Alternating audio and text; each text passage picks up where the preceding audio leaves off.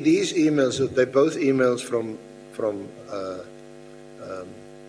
Matlala's phone that was downloaded, right?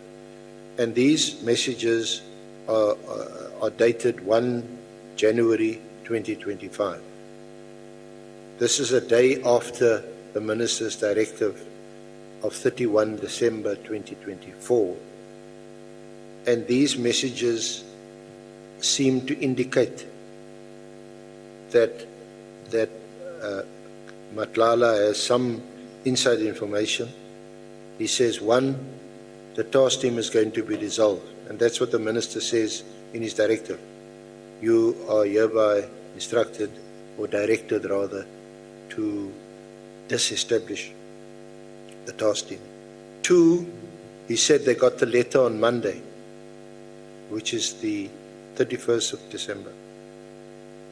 And then he says, three, as we speak, now he's speaking to Matlala, Mokgotsi and Matlala, they're bringing all the dockets to Sibiya. So I put it to you that it appears to be the case that what the investigator of this case is doing is to what they refer to as join the dots, that there's all these coincidences that's happening.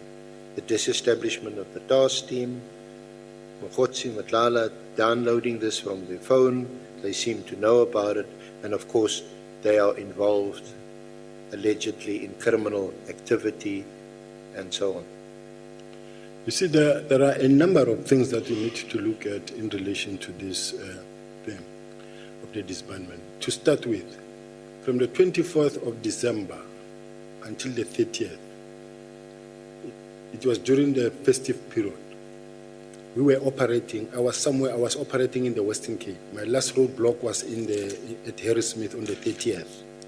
And at that time, I think the minister was at home already, around that, leading to my meeting with the National Commissioner on the 14th. Remember, the National Commissioner's office, the National Commissioner's office is the one that gives instructions, that says,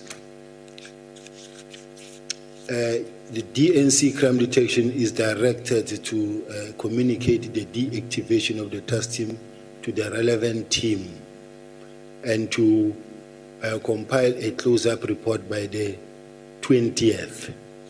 No, they say by the 14th.